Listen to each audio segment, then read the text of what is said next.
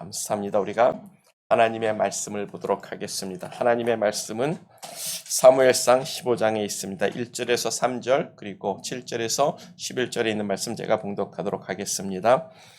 사무엘이 사울에게 이르되 여호와께서 나를 보내어 왕에게 기름을 부어 그 백성 이스라엘 위에 왕을 삼으셨은즉 이제 왕은 여호와의 말씀을 들으소서.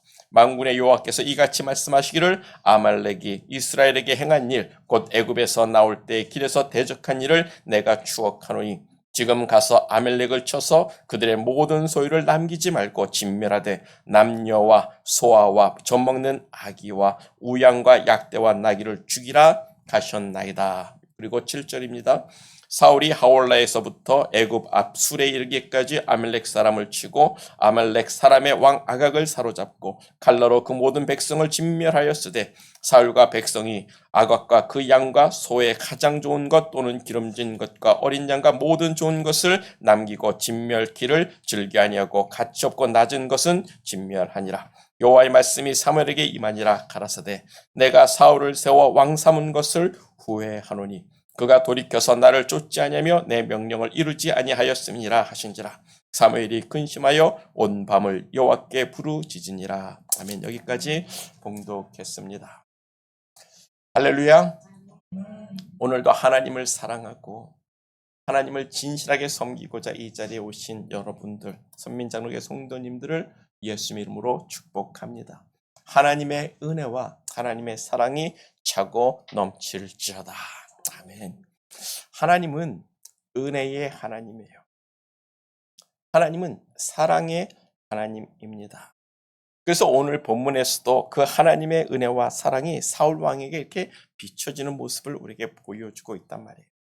하나님은 사울 왕에게 그가 행한 실수를 만회할 기회를 주시고 있는 본문의 말씀이라고 저는 믿습니다.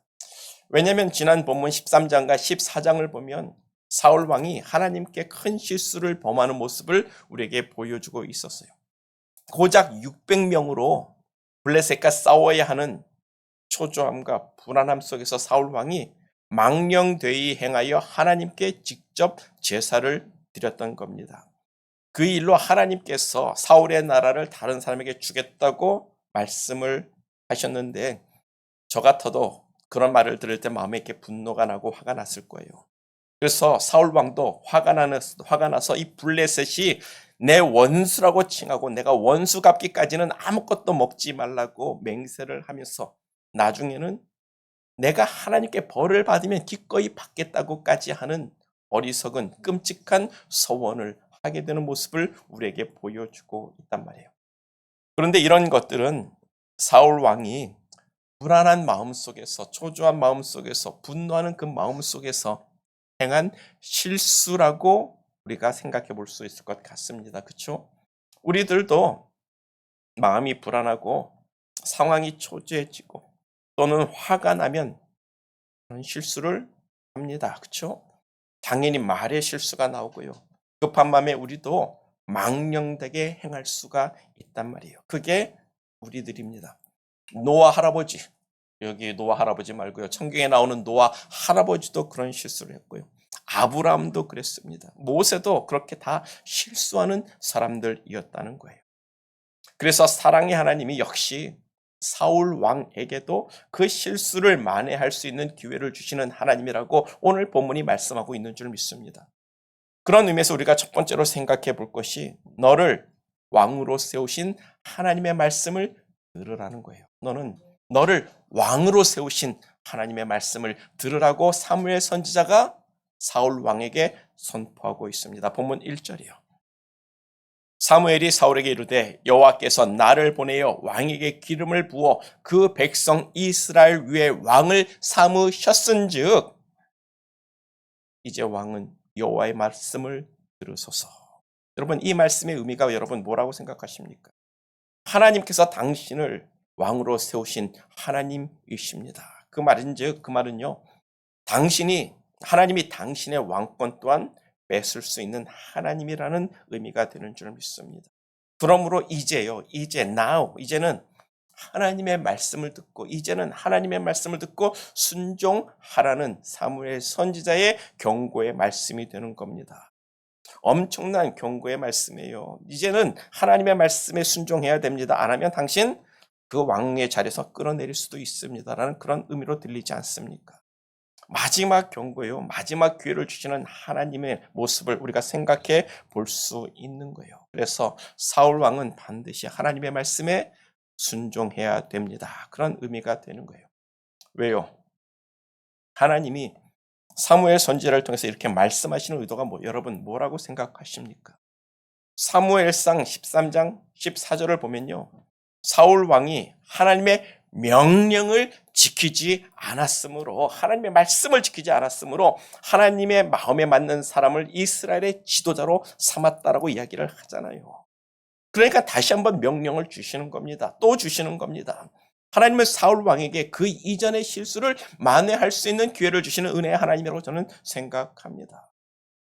한번 생각해 보자고요. 본문 2절입니다. 2절을 보면 만군의 여호와께서 이같이 말씀하시기를 아말렉이 이스라엘에게 행한 일 곧 애굽에서 나올 때에 길에서 대적한 일을 내가 추억하노니 지금 가서 아말렉을 쳐서 그들의 모든 소유를 남기지 말고 진멸하되 남자와 여자와 어린 아이들과 젖먹는 아기까지 그리고 우양과 약대와 나귀를 죽이라 하셨나이다. 지금 하나님께서요, 400년 전, 거진 400년 전에 있었던 일, 아말렉이 행한 일을 기억하신다라고 이야기를 합니다. 그때가 언제냐면 이스라엘이 애굽에서 출애굽할 때예요. 이스라엘이 애굽에서 나와 이제 홍해 바다를 건너서 광야로 들어왔는데 그 광야에서 아말렉 족속이 이스라엘을 공격을 했습니다. 그 일을 하나님이 기억하시고 이제는 지금 당장 가서 그 아말렉 족속의 남자와 여자와 어린 아이들과 젖먹는 아기까지 다 죽이라고 명령을 하는 거예요. 그리고 그들이 가진 소유입니다. 그들이 가진 소유, 모든 가축들마저 다 죽이라고, 살리지 말고 다 죽이라는 거예요. 이러보건대 하나님의 뒤끝은 아주 장렬해요. 하나님의 뒤끝이 정말 무섭습니다. 그래서 하나님은 복수하시는 하나님이라고 성경에서 말씀하고 있는데 정말 400년 전에 그 일을 하나님이 기억하시고 그 아말렉 족속에게 복수를 명하시고 있는 거예요. 왜냐하면 아말렉이 이스라엘을 공격을 했는데 공격하는 것까지도 누구나 할 수 있겠죠. 그런데 아주 비겁하게 공격을 했습니다. 이스라엘의 광야에서 오는 큰 때가 있을 거 아닙니까? 60만 명, 남자만 60만 명이라고 하는데 거진 남녀 여자 애들 다 가축까지 합치면 거진 신학자들 600만 명까지도 될 거라고 이야기를 하는 엄청난 숫자가 줄을 지어서 광야를 지나가는 거예요. 근데 맨 앞을 공격한 게 아니라 맨 끝, 힘이 없고 지쳐가지고 뒤처진 사람들을 공격했다라고 성경은 기록하고 있어요. 그 행위가 아주 비겁했기 때문에 하나님께서 내가 저들과 영원히 싸우겠다라고 출애굽기 17장에서 말씀하고 있어요. 내가 아말렉과 영원히 싸우겠다고 말입니다. 그래서 신명기서를 보면 이스라엘이 가나안 땅에 정착을 하고 너희가 안식을 이룰 때에 이스라엘은 반드시 아말렉의 모든 이름을 천하에서 도말하라고 신명기서에 이미 명령을 내리시고 있다라는 거예요. 그 명령을 사울 왕에게 이행하라고 하시는 겁니다. 그래서 사울 왕이 21만 명의 군대를 이끌고 가서 하올라에서부터 시작해가지고 애굽 땅 앞에 있는 술이라는 곳에까지 가서 아말렉 족속을 다 찾아서 진멸했다라고 기록하고 있는 거예요. 그런데 뭐가 부족했습니까? 사울 왕이 그 아말렉 왕 아각이라는 그 아말렉 왕은 죽이지 않고 포로로 잡아왔어요. 사람들한테 보이고 싶은 거죠. 야, 이놈이 바로 아말렉 족속의 왕이다. 내가 이놈을 잡아왔다. 어떤 자랑하기 위해서 끌고 왔던 것 같습니다. 또 아말렉 족속에게 속했던 소와 양과 낙타와 나귀 중에서 힘없고 약하고 비실비실대는 건 하나님의 말씀대로 다 죽였어요. 근데 그 중에서는 살찌고 정말 든든하고 이걸 정말 가지고 싶은 그런 가축들은 다 살려가지고 잡아왔습니다. 그러니까 사울 왕은요, 하나님의 말씀을 완전하게 순종한 것이 아닙니다. 부분적으로만 순종을 했어요. 그 모든 것을 진멸하라고 하시는 그 하나님의 말씀에 불순종한 건데 사울 왕이 왜 불순종했습니까? 자신의 합리적인 생각을 가졌던 거예요. 합리적인 생각을 가지고 하나님의 말씀을 변형시킨 겁니다. 하나님이 기뻐하지 않았습니다. 이 불순종으로 말미암아 이제 사울 왕이 하나님으로부터 완전히 버림을 받게 되고, 그리고 선지자 사무엘을 보내서 다윗의 머리 위에 기름을 붓고 이스라엘의 지도자로 왕으로 다시 세우게 되는 거예요. 우리는 이 사건을 한번 생각해 봐야 합니다.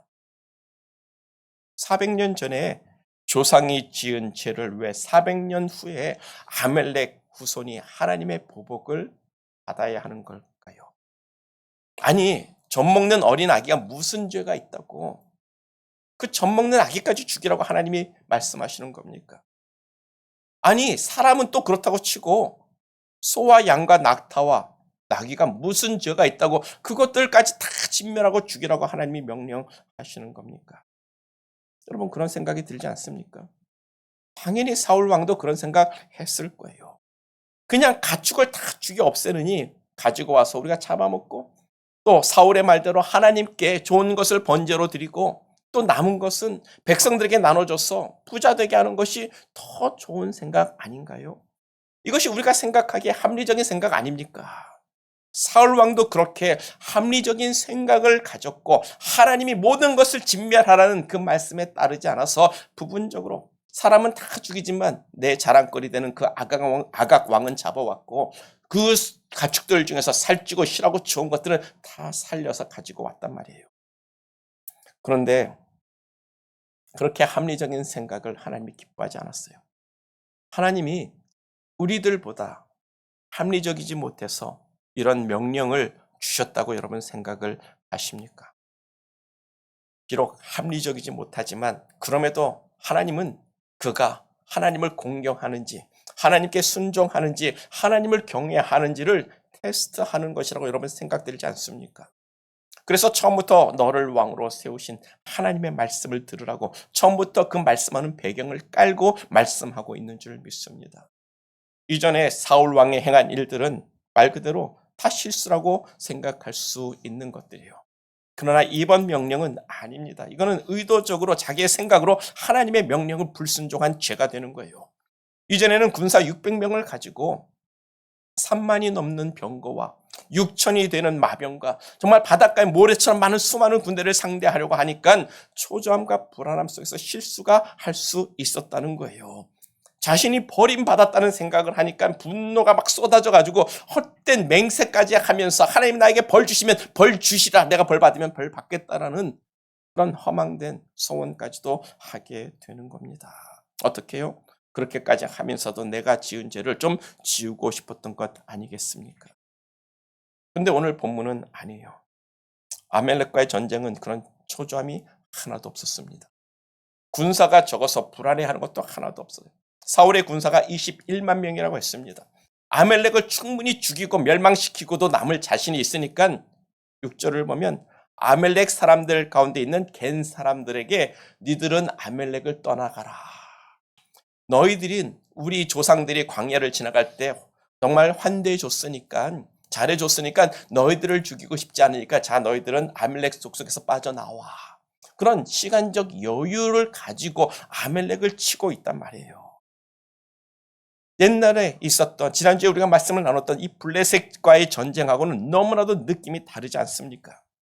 그냥 사울 왕이 온전히 하나님의 말씀에 순종만 하면 되는 거예요. 하나님이 그거를 보시겠다고 합리적이지 않은 명령을 주시는 것 아닙니까? 갓난아기와 우양과 약대와 나귀를 죽이는 것, 불합리하지만 그럼에도 그가 나를 순종하는지 그 딱 한 가지만 보시겠다는 거예요. 그래서 우리가 생각하기에 합리적이지 못한 명령을 하나님이 우리에게 주실 수 있습니다. 성경에 보면 이거 합리적이지 않다라고 우리가 생각하는 것들이 있을 거예요. 그래도 하나님은 그렇게 합리적이지 못한 명령을 우리에게도 주실 수 있는 하나님이라는 거예요. 왜요? 하나님은 우리를 테스트하시는 하나님이에요. 네가 정말 나를 공경하는지, 나를 경외하는지, 나를 믿는지 하나님은 우리의 믿음을 테스트하시는 하나님이 되십니다. 한번 생각해 보세요. 하나님께서 아브라함에게 독자 아들 이삭을 번제로 바치라고 했는데 여러분, 그것이 합리적인 욕을 하고 생각하십니까? 아니죠. 그럼에도 순종하는지를 하나님이 보겠다는 거예요. 하나님이 합리적인 생각을 못해서가 아니라 그럼에도 아브라함이 하나님을 공경하고 하나님께 순종하고 하나님을 경외하는지를 내가 보겠다고 그 불합리한 말씀을 주신다는 거예요. 그와 같이 하나님이 우리도 시험하십니다. 제 생각에 제가 처음 목회자로 콜링을 받고 신학교를 가야 되는 때가 있었어요. 근데 아무것도 준비가 안 돼 있단 말입니다. 신학교 갈 준비가 전혀 돼 있지 않았어요. 이리저리 생각해도 환경적으로도 물질적으로도 시간적으로도 능력으로 봐도 제가 미국에서 미국 신학교를 간다는 것이 내 생각에는 합리적이지 못했어요. 그래서 하나님, 나는 그냥 장로 돼서 열심히 하나님 교회에서 수고하겠습니다. 그런 식으로 하나님 앞에 내가 원하지 않는다고 내 생각이 아니라고 생각하고 안 갔습니다.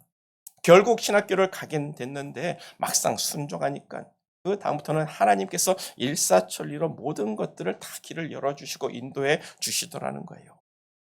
우리의 생각으로 합리적인 것을 따지면요, 우리는 하나님께 순종할 수가 없습니다.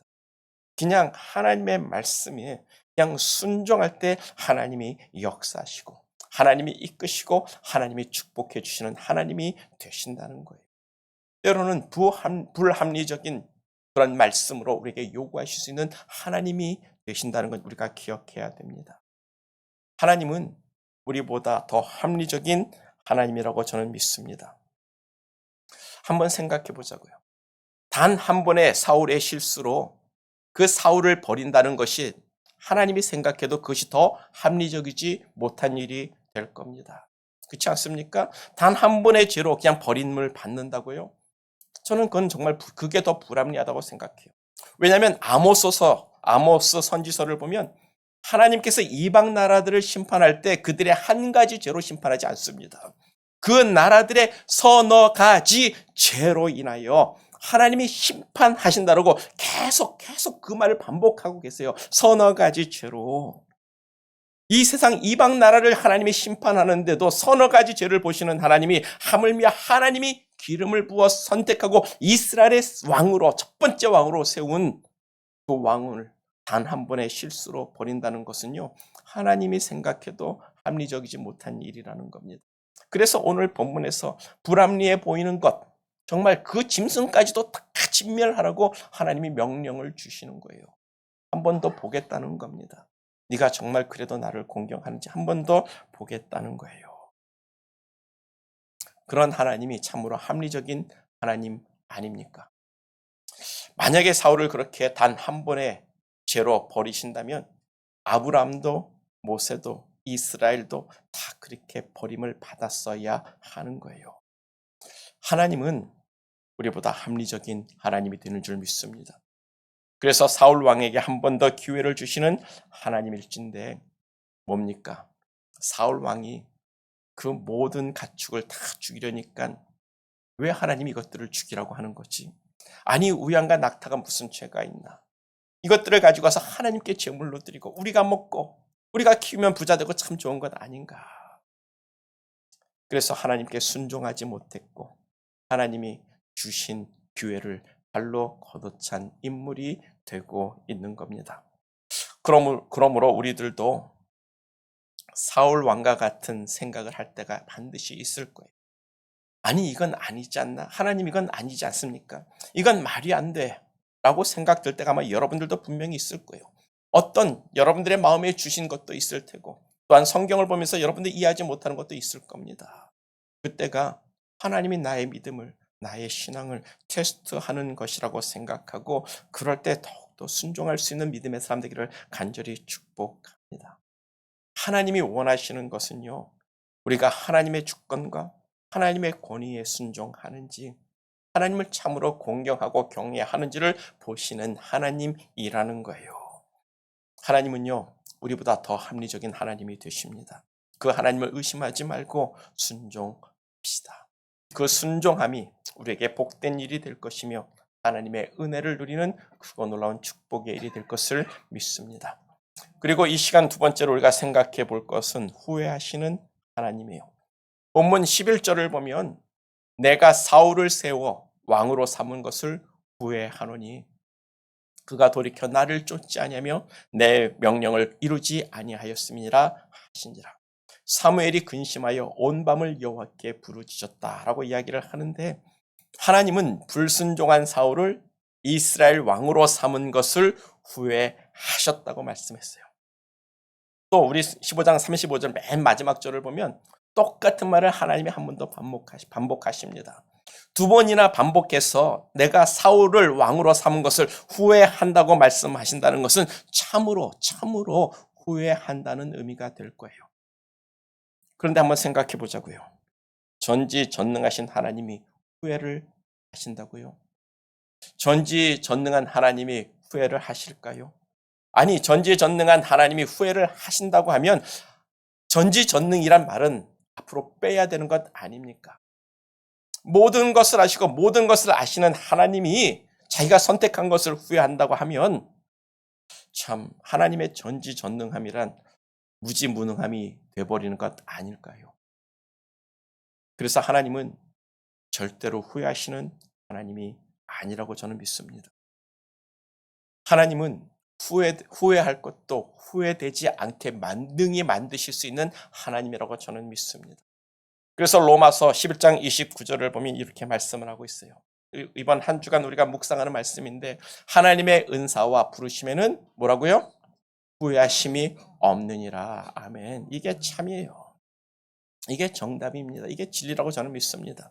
그렇다면 하나님이 부르시고 하나님이 선택한 그 사울 왕은 그가 불순종했다고 하나님이 후회하시고 버리신다는 것이 말이 되지가 않잖아요. 하나님이 얼마든지 후회하지 않으려면 않을 수가 있다는 겁니다.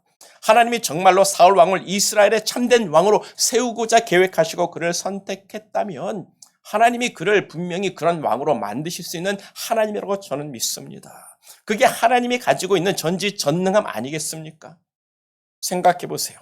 만약 우리가 하나님께 불순종했다고 하나님이 우리를 부르신 것을, 우리를 선택하신 것을 후회하시고 버리신다면 사도 바울이 이런 말씀을 우리에게 주면 안 되는 거예요. 하나님의 은사와 부르심에는 후회가 없느니라. 이것이 참이기 때문에 말씀하는 줄 믿습니다. 여기서 은사란 하나님이 주신 기프트, 선물을 의미해요. 우리에게 성령을 주신 것을 말씀합니다.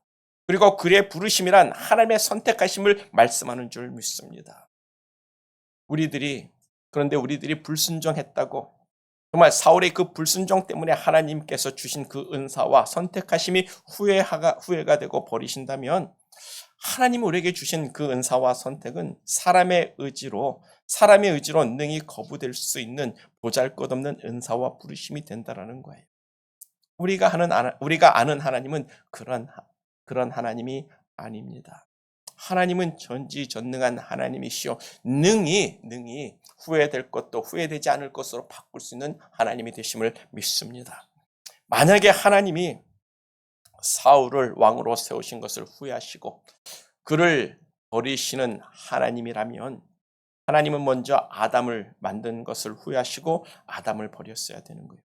만약 하나님이 사람을 만든 것을 후회하시는 하나님이라면 노아의 홍수 때에 노아도 남겨놓지 말고 다 진멸하고 없애버렸어야 되는 겁니다. 하나님이 참으로 후회하시는 하나님이라면, 그게 하나님의 끝이라면 시내산에서 이스라엘이 송아지를 만들고 이것이 우리를 구원하신 하나님이라고 우상 숭배했을 때 히브리 민족을 다 버리고 그냥 새롭게 시작했어야 되는 거예요. 만약 하나님이 참으로 후회하시는 하나님이라면 김종현 목사는 여기 서 있을 수 없습니다. 만약 하나님이 우리를 부르신 것을 후회하시는 하나님이라면 이곳에 앉아 있을 사람이 아무도 없단 말이에요. 왜요? 여러분들이, 제가 바로 사울과 같은 존재들입니다. 우리가 다 사울이에요. 불행하게도 우리가 다윗이 아니라 우리가 사울이란 말입니다. 우리도 우리의 생각으로 하나님을 논하고 하나님을 비판하고 하나님을 판단하고 우리의 합리적인 생각을 따라 하나님께 순종할까 말까를 결정하고 있는 그런 사람들 아닙니까? 그럼에도 하나님이 우리에게 주신 은사죠. 우리에게 성령을 선물로 주시고 우리를 부르신 뜻에 따라 성령의 이끄심으로, 하나님의 강권하심으로 하나님의 자녀가 되게 하시는 줄 믿습니다. 하나님의 이 강권하심이 아니라면 우리는 결코 구원받을 사람이 아무도 없어요. 그래서 하나님의 부르심에는 후회하심이 전혀 없습니다. 아멘. 하나님의 전지전능하심이 모든 것을 협력하여 선을 이루시고 있어요. 여러분들의 구원을 이루시고 있습니다. 왜냐하면 하나님은 능히 후회할 것도 후회하지 않을 것으로 만드실 수 있는 전지전능한 하나님이 되시기 때문에 그렇습니다. 하나님이 여러분들 선택한 거 아마 다 후회하실 거예요. 근데 후회하지 않겠다라고 하나님이 지금 다짐하고 있는 것 보이지 않으십니까? 우리는 다 죄인이에요. 우리는 안에는 죄의 바이러스가 들어와 있습니다. 그래서 우리는 하나님께 순종하는 것보다는 죄의 길로 가는 게 더 빠르다는 거예요. 한 번 순종하지만 우리는 10번 죄를 짓는 사람들이 될 겁니다. 우리의 대상은 하나님께 범죄할 수밖에 없어요. 우리의 수준은 사울 왕의 수준이란 말입니다. 당연히 하나님께서 우리를 부르신 것을 후회하는 게 정상이란 말입니다. 그래서 하나님이 사람을 만드신 것을 한탄하시고 노아의 홍수를 일으켜 주신 거예요. 심판하시는 겁니다. 이 놈들 정말 불가능한 존재들이라고 하나님도 지치는 거예요. 그게 누구예요? 이스라엘 민족입니다. 그 이스라엘이 바로 누구예요? 영적인 우리들을 말하고 있는 거예요. 너희들이 바로 이런 존재라고 말씀하고 있는 겁니다. 그럼에도 내가 너를 후회하지 않냐고, 내가 너를 포기하지 않냐고, 내가 너를 구원시켜 줄 거야. 그게 하나님의 은혜고 하나님의 구원의 능력이 되고 있는 겁니다. 하나님은 전지전능한 하나님이 되십니다. 당연히 후회되는 것을, 나 같은 놈을 선택한 것을 후회하실 하나님이지만 결코 하나님이 후회하지 않겠다고 말씀하고 있는 줄 믿습니다. 그래서 하나님의 구원에는 워런티가 아니라 개런티가 있는 겁니다. 하나님이 그 구원을 이루시겠다고 우리를 선택하고 우리에게 은사를 주고 우리를 부르신 것을 이루시겠다고 하나님이 행하신 일이 뭡니까? 성경을 보면 하나님의 언약이 계속 나와요. 하나님이 스스로 언약을 막 하십니다. 아니, 우리가 언제 하나님께 언약을 부탁했습니까? 날 구원해달라고, 하나님 나에게 이런 언약을 주십시오라고 누가 성경에서 그런 말을 했냐고요. 아무도 없습니다. 그런데도 하나님이 아브라함을 만나서 노아에게도, 아브라함에게도, 모세에게도, 다윗에게도 그냥 예레미야서 32장에서 새 언약을 그냥 하나님이 주시는 거예요. 왜입니까? 하나님이 사람을 만들고 하나님이 인생을 만들고 우리를 선택하여 부르신 것을 하나님은 다 후회하고 계실 거예요. 그런데 뭡니까? 후회하지 않겠다라는 거예요. 그래서 언약을 주시고 우리를 버리시지 않겠다고, 그 내 딸, 내 아들들 만들겠다고 언약으로 자신을 동동 묶고 있는 거예요. 내가 화가 나가지고 저놈들 다 버려.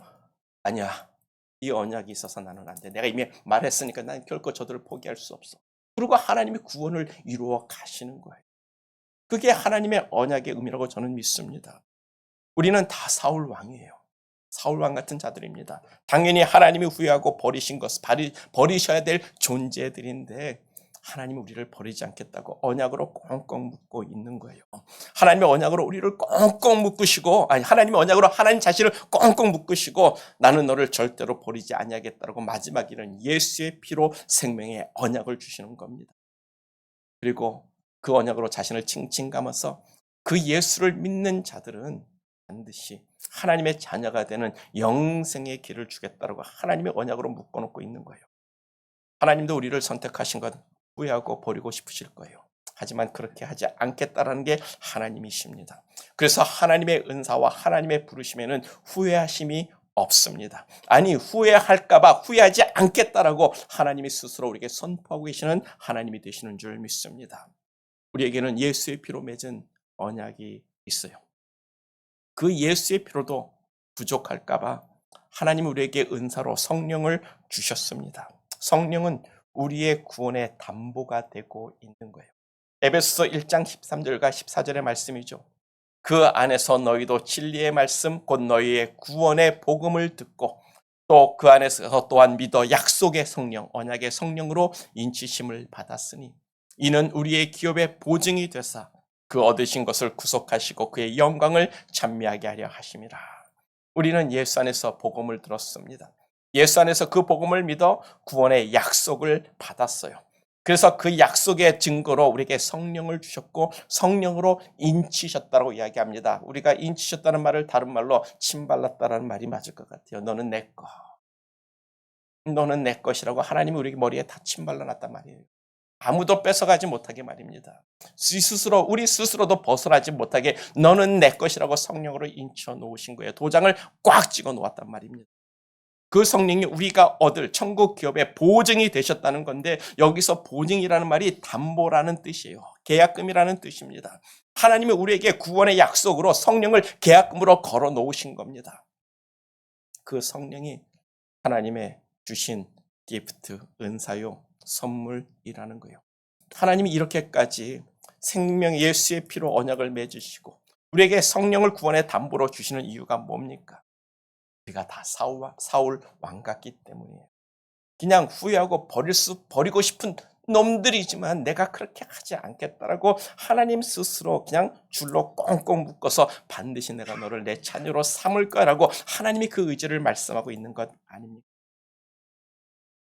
하나님이 우리를 보기에 우리를 보면서 만족할 사람이 과연 몇이나 있겠습니까? 아, 저는 참 내 믿음의 사람이구나. 하나님이 만족할 사람이 누가 있겠냐고요. 우리 자신을 보면 우리가 구원받을 만한 사람들입니까? 아니잖아요. 우리를 구원하시겠다는 그 하나님의 열심과 열정과 그 의지를 우리는 바라볼 수 있기를 간절히 축복합니다. 우리는 당연히 하나님의 후회하심이 있을 사람들이지만 하나님이 후회하지 않겠다라는 그 의지를 우리가 찾아봐야 되는 거예요. 그래서 하나님의 은사와 부르심에는 후회함이 없습니다. 하나님이 후회하지 않겠다라고 말씀하시는 줄 믿습니다. 이것이 바로 하나님의 전지전능한 능력으로 나타난 하나님의 은혜란 말이에요. 우리는 사울 왕처럼 다 버림을 받아야 될 존재들입니다. 그런데 이 하나님의 은혜가 우리에게 있단 말이에요. 이 하나님의 은혜를 사모하는 사람 되기를 축복. 이 하나님의 은혜가 내 안에 충만하기를 기도하는 사람 되기를 간절히 축복합니다. 그런데 사울은요, 이런 하나님의 은혜와 사랑을 받지 못했어요. 하나님이 사울을 이스라엘의 참된 믿음의 왕으로 세우고자 하셨다면 아마 이스라엘의 참된 왕이 됐을 겁니다. 그런데 하나님이 사울 왕을 선택한 목적이 달랐던 거예요. 하나님은 이 사울 왕을 통해서 우리가 다 사울 같은 존재요, 버림을 받을 존재라는 것을 분명히 말씀해 주고 있는 줄 믿습니다. 그러나 하나님의 은혜가 있기 때문에, 내가 너를 사랑하기 때문에 내가 너를 버리지 아니하겠다라고 하나님의 은사와 부르심에는 후회함이 없다라고 말씀해 주고 있는 것 아니겠습니까? 지지난주 우리가 나눈 말씀 여러분 기억하실 거예요. 아브라함도 하나님의 약속을 기다리지 못한 건 똑같습니다. 사울 왕같이 하나님을 기다리지 못하고 실수해서 하갈을 통해서 자기 아들을 낳은 사람이에요. 그게 사울 왕이 사무엘 선지자를 조금 기다리지 못하고 자기가 제사를 지낸 거하고 뭐가 다릅니까? 똑같은 죄질 아닙니까? 근데 아브라함은 하나님의 은혜가 있어서 할례의 언약을 주셨고 그의 이름마저 바꿔서 사람들이 아브라함아 부를 때마다 너는 민족의 아버지가 될 거야 라는 소리로 계속 듣게 하셔서 믿음을 지키게 하신 거예요. 언약의 증표를 주셔서 아브라함이 완전한 믿음으로 이삭을 번제로 드리기까지 그의 믿음을 세워주신 하나님을 우리가 볼 수 있는데, 왜 사울 왕은, 하나님이 사울 왕도 아브라함처럼 나타나가지고 야 이놈아 나는 전능한 하나님이야, 내 앞에서 행하여 완전하라고 말씀하시고 네 손모가지 하나 잘라, 네 손모가지 하나 없어도 내가 이스라엘의 대적을 다 무찌르는 능력 있는 왕으로 내가 너를 세워줄 거야 라고 그렇게 그 믿음을 세워주시면서 주위에서 이렇게 그를 이렇게 세우셨다면 사울 왕도 능히 하나님이 보기에 참 훌륭한 믿음의 왕이 됐을 거라고 저는 믿습니다. 근데 하나님이 사울 왕에게는 그렇게 하지 않으셨다라는 거예요. 왜요? 하나님의 은혜는 모든 사람이 받는 게 아닙니다. 참 불행하게도 그 은혜를 받는 사람과 받지 못하는 사람들이 있다라는 거예요. 불행하게도 이 세상은 하나님의 그 은혜를 받는 자와 받지 못하는 자들로 나눠지게 됩니다. 이것이 하나님의 주권이고 이 세상을 지신 창조주 하나님의 마음일진데 피조물인 우리가 어떻게 이것을 옳다고 이것을 그러다라고 말할 수 있겠습니까? 우리가 사울 왕이 아닌 것을 감사해야 되는 거예요. 우리가 아브라함 같이 선택받은 것을 감사해야 하는 겁니다. 그래서 모든 것이 결국엔 하나님의 은혜로 종결이 된 우리를 부르신 하나님의 은혜 사울 왕 같이 부르는 것이 아니라 아브라함처럼 부르신 하나님의 은혜에 감사는 우리 모두가 되기를 간절히 축복합니다. 우리가 하나님의 자녀로 부르심을 받은 것에 대해서 하나님의 후회하심이 없다라는 것을 믿어야 돼요. 여러분들이 잘 믿고 못 믿고의 문제가 아니에요. 순종을 많이 하고 잘하고의 문제가 아닙니다. 하나님께서 여러분들을 결국은 하나님의 자녀로 만들어 가실 것을 우리가 믿기 때문에 하나님께 감사하는 줄 믿습니다. 그 하나님을 믿고 오늘도 감사함으로 하나님만을 바라는 저와 우리 모두가 되기를 축복합니다. 완전한 믿음으로 하나님을 소망하며 하나님을 섬기는 일에 열심을 가진 사람 되기를 축복합니다. 그래서 오뚜기처럼 다시 믿음으로 날마다 믿음으로 일어서는 우리 모두가 되기를 축복합니다. 하나님께서 이것을 가르쳐 주기 위해서 하나님의 모든 것이 하나님의 은혜임을 가르쳐 주기 위해서 이런 사울 왕을 선택하신 것 아닌가요? 결국 이 사울 왕의 인생이 이스라엘의 역사가 되고 있는 모습을 볼진데 우리가 그들과 같은 존재였지만 하나님의 은혜로 세움을 받고 구원받는 줄 믿습니다. 구원은 전적인 하나님의 은혜의 선물이에요. 하나님의 은혜 말고는 우리가 자랑할 것이 하나도 없음을 알기를 축복합니다. 우리가 그 하나님의 은혜를 묵상하는 사람들이 됩시다. 하나님의 은혜가 우리를 이끌고 있음을 오늘도 감사하며 하나님 감사합니다라고 고백하며 이전을 나가기를 원합니다. 말씀을 정리하겠어요. 하나님은 우리의 믿음을 테스트하시는 하나님이 되십니다. 우리의 생각에 합리적인 못한 말씀이라도 우리는 믿고 순종해야 합니다. 순종할 때 그 불합리한 요구가 우리에게 축복으로 다가오는 줄 믿습니다. 그리고 우리를 부르신 그 하나님에게는 후회하심이 없습니다.